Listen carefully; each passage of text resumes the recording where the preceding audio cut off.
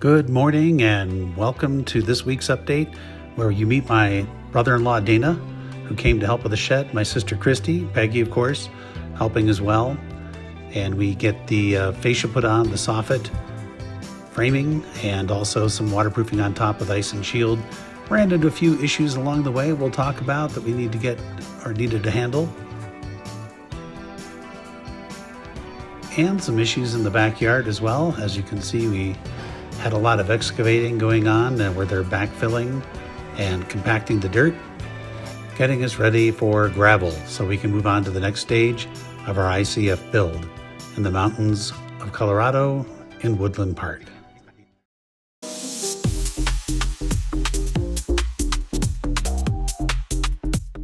I got to introduce my brother-in-law. This is Dana. He's the real brains behind everything here. No. We haven't figured it out together, but he did notice when we were getting ready to put up the fascia, I didn't really have too much of a plan, that we needed to leave enough room to put up the soffit. So appreciate his help. Right? Sure. He's My been contribution.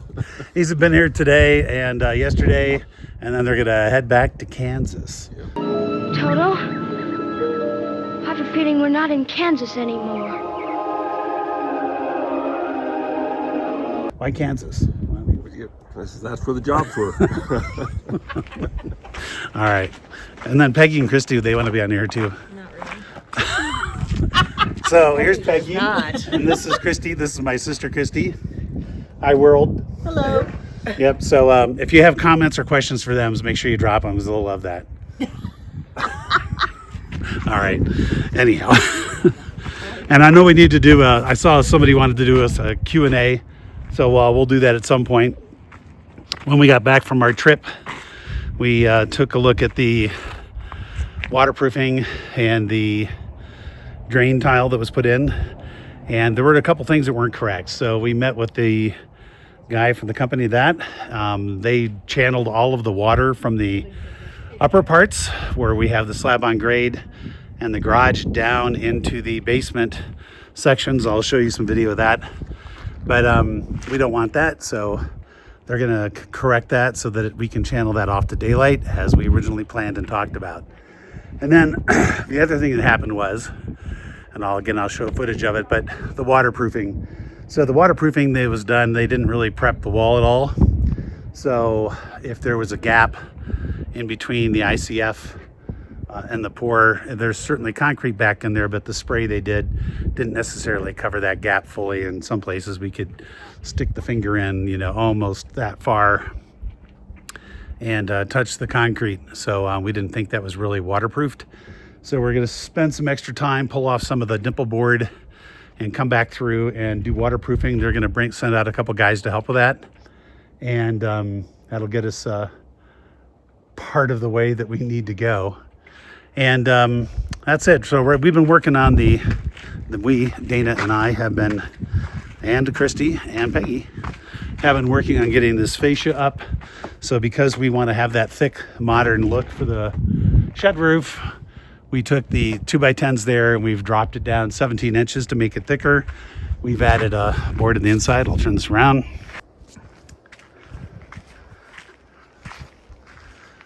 And then we've added this inside board so that we can put a corresponding board over here, and that will give us the ability to put our soffit in. But it gives it a nice clean thick look. I'll take some shots here that are a little further out and then don't use the wide angle lens and distort it, but that's the look we're going for the rest of the house. And that's what we're working on. So we're getting ready for the ice and shield that we're getting ready to put onto the fascia first, then roll on the roof so that this is protected and waterproofed here for the coming rain and snow. That should be coming possibly tomorrow or the next day. Just a real quick end of day. So it's getting dark, but they gave us the wrong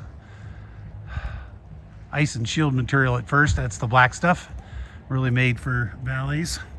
And then we got the good stuff. But Dana and I just got that done. And we got picked up tarp ready for the rain tomorrow. So it was getting late last night. I don't know if I really finished, but I should have taken some pictures from the top, but we did get the ice and shield. They sold me the wrong product at first, so we did the fascia in this valley product that's like an asphalt on some type of rubber membrane. It's not the right material, but that's what we had to work with, so that's what we went with. And it'll still do the job. It'll keep water off and snow, so it'll work for now.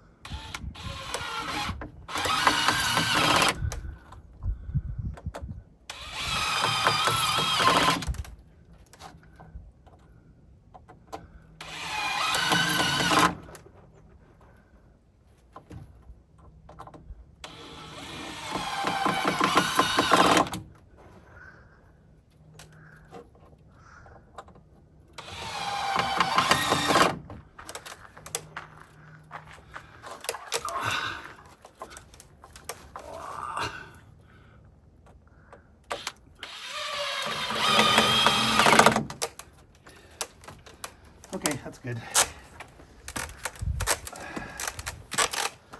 Today, just trying to get that other piece of board onto the ICF, but put up one of my cross supports just to see what it's going to look like. But that's the scoop. I'm going to go ahead and finish putting on the rest of this board around the building, and then we'll come back and do the supports. All right, so it is a Friday. It was supposed to rain today, didn't rain at all. Yesterday was supposed to rain a lot, 89% chance of rain, and we got just a little teeny bit, so they cannot predict the weather in the mountains. So here's where we're at. As I mentioned, we put on these boards here, and I'll show you a video in a moment. But the up here, we noticed there's about a ½ inch gap where they had used shims. There are basically only about 3 or 4 places where the roof was sitting. Now, they had intended to come back and put metal shims in there, and they just didn't get to it. That's why we came in and did the fascia, because they hadn't done it yet. That's cool. So anyhow, the problem is with the foam is the shims we got are about 2.5 inches long, and the foam is 2.5 inches long. So putting in a metal shim underneath the foam doesn't really do us much good. So we used a combination of 3.5 inch nails for a nail gun shoved in there along with some of the metal shims. And then we put that all together with some liquid nails to make sure it stays in place and hardens into something that can hopefully take the pressure. But that's it. That's all we got done today. Doesn't seem like a lot, but it took the day. We'll catch you on the next one. Saturday, and today we have, yesterday was putting up the inside track for the Soffit. Today was putting up all of the, whatever they're called, sports, like mini rafters. I don't know the official name. If you know, leave it in the comments. Please leave your questions in the comments so we can address them. And we will be glad to do that. I like reading the comments and seeing your suggestions, comments, even if it's things like kill the music. That's okay.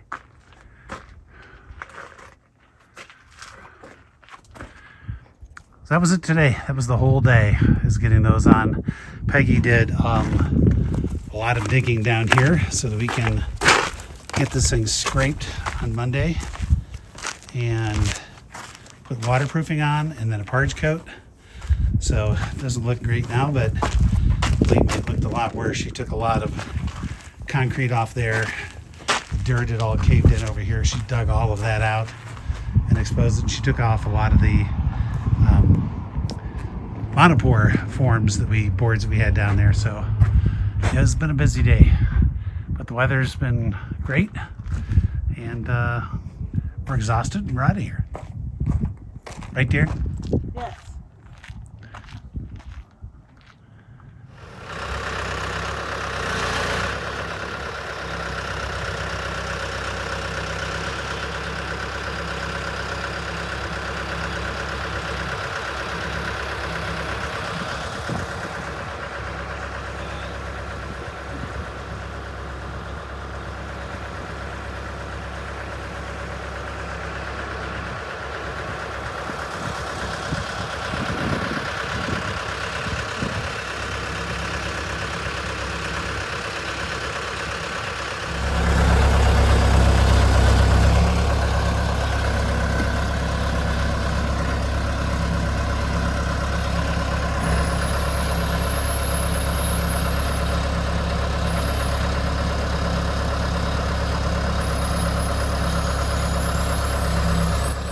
We also had an additional delivery of ICF block that day. Peggy filming me in the telehandler with Garth doing the delivery.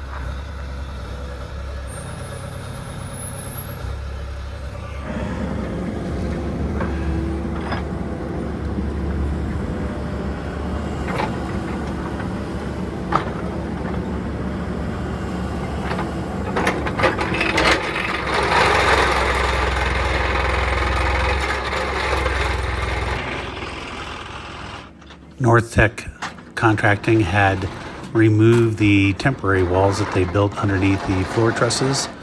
Now that we had the actual beams that we needed to install them, they got those installed along with the post and put up a temporary railing.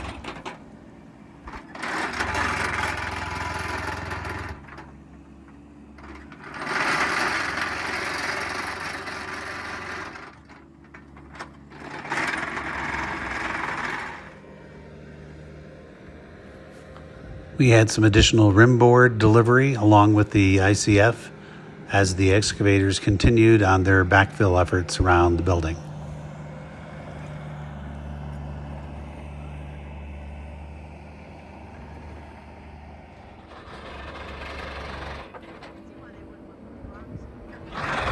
Here they're backfilling and compacting the dirt in the courtyard.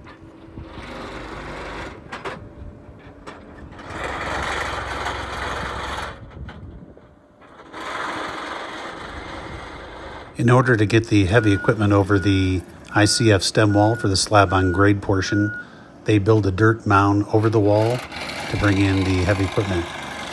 You can also see the red line that they've snapped indicating the dirt level or subfloor that we need, on top of which we will put our gravel and our EPS foam for both radiant floor insulation as well as our radon system. And then on top of that, of course, the concrete with the radiant floor tubing.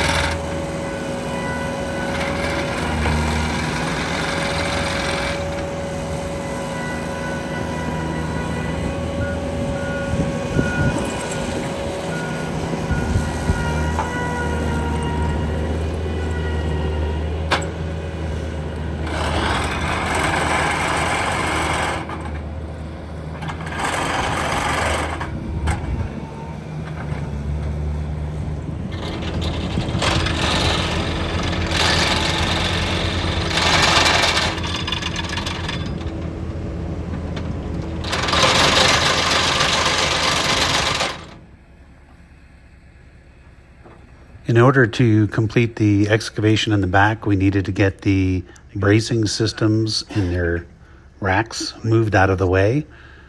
And in the process of doing that, I got the fork stuck. I could not get them to come off. So I had the experts come over from the excavation company, and they were able to get them unstuck and pick up the second batch of bracing and move them out of the way so they can continue their excavation work in the back.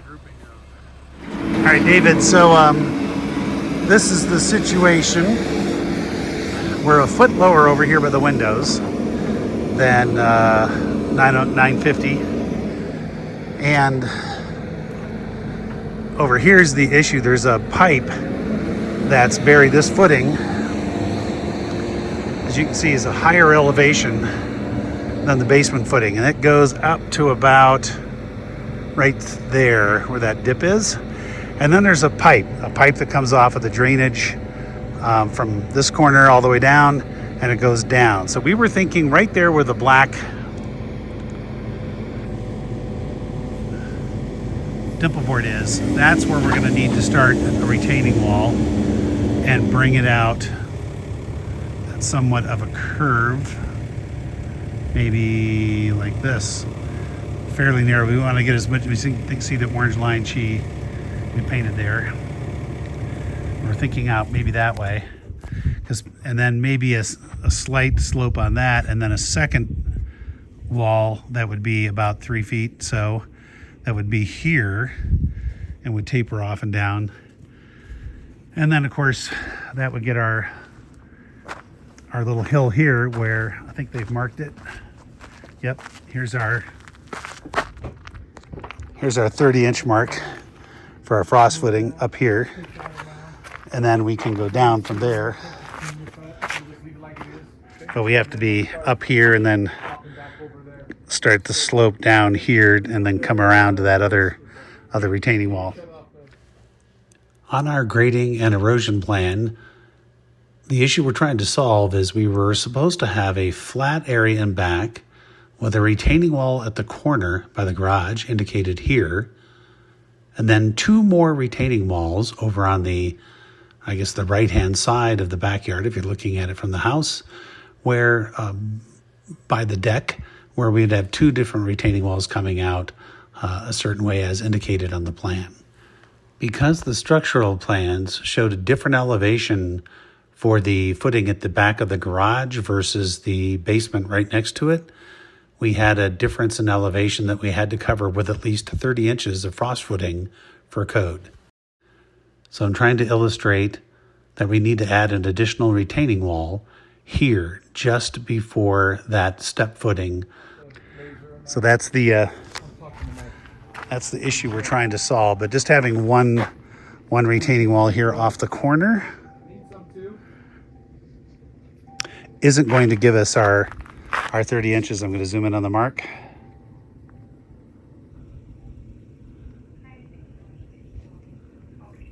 There it is. So there's our 30-inch mark for the frost footing for that basement footing below it, or for that garage footing that goes about 20 feet. So that's the issue that's causing us to say we can't just keep it flat like this, as we've got to move that retaining wall further back in.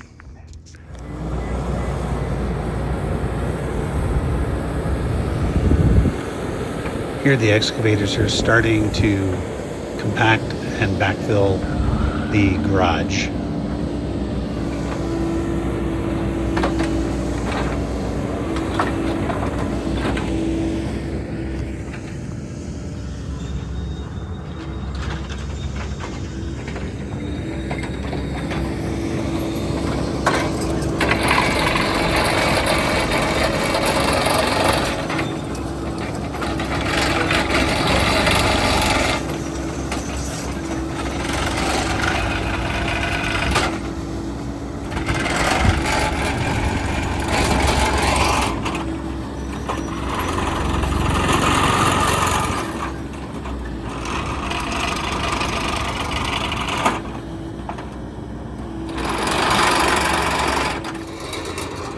So as usual with most construction, we had to make a few decisions on site based on what was built.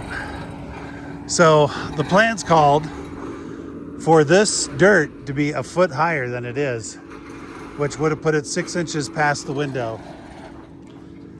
Right where that line is right there, which obviously wasn't going to work. So we made a decision to lower the dirt here and here a foot. And then the other decision we had to make is, in order to get our 30-inch footing over here, the marker for that is up here. So dirt has to be up to that level, which is also transferred down here. So you can see there's a difference between that and the window. There's that vertical pipe that carries the French drain from this step footing down to the basement.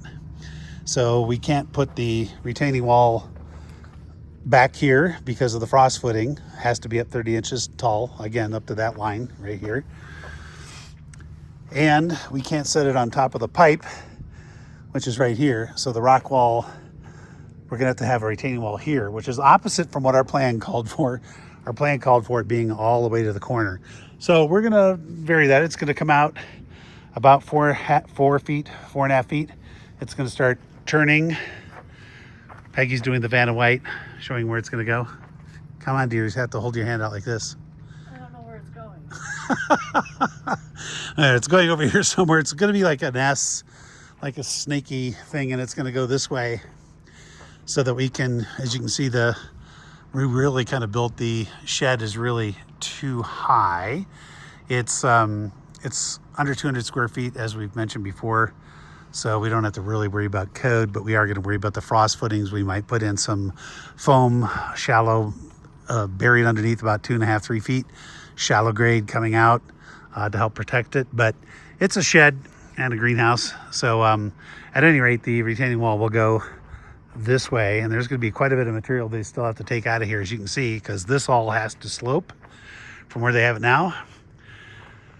This all has to slope for drainage, right? So they got at least 3 or 4 feet here they have to take out, and it's going to eventually exit down here where we have quite a bit of fall off on that side of our property, down where my shadow is.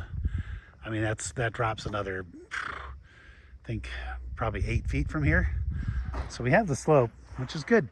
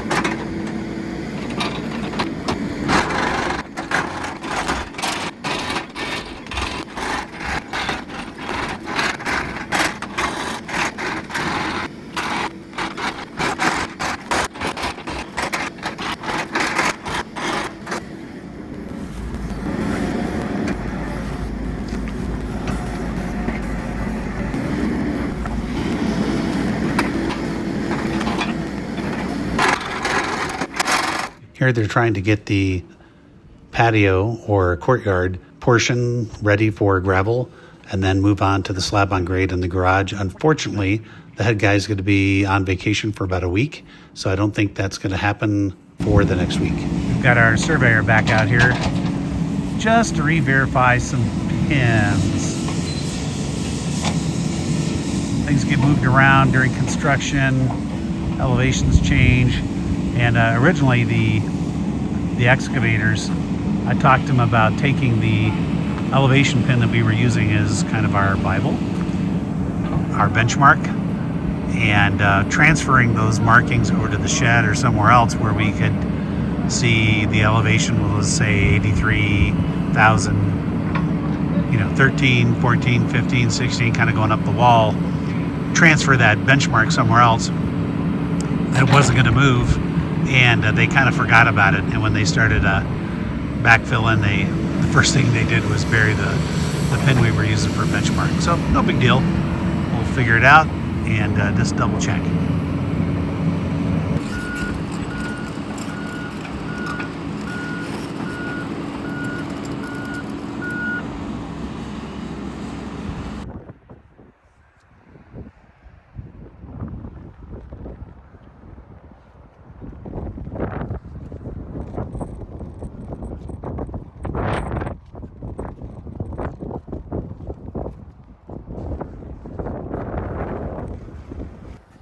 And here's the completed courtyard with the gravel ready for pavers or concrete.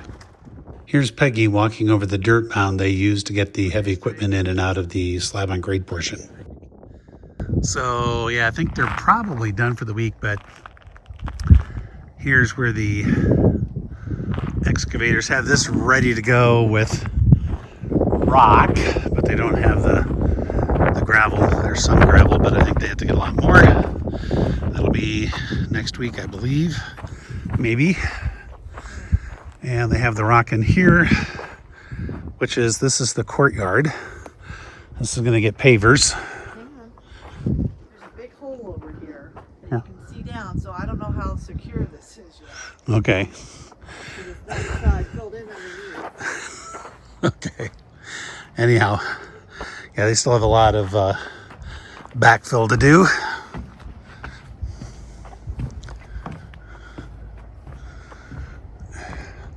And they still have a lot of material to take out of the backyard there, heading that way.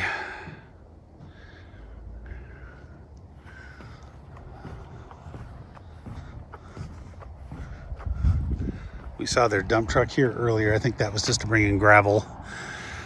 And this is where we had to change the retaining wall plan based on the fact that this footing was a step footing, and we could have just run it flush all the way across, and that would have enabled us to have a nice flat space just like this. But that's not the way it was in the engineering plans, and nobody caught it. Should have been me. I didn't catch it, so we're gonna adapt it. It'll be fine.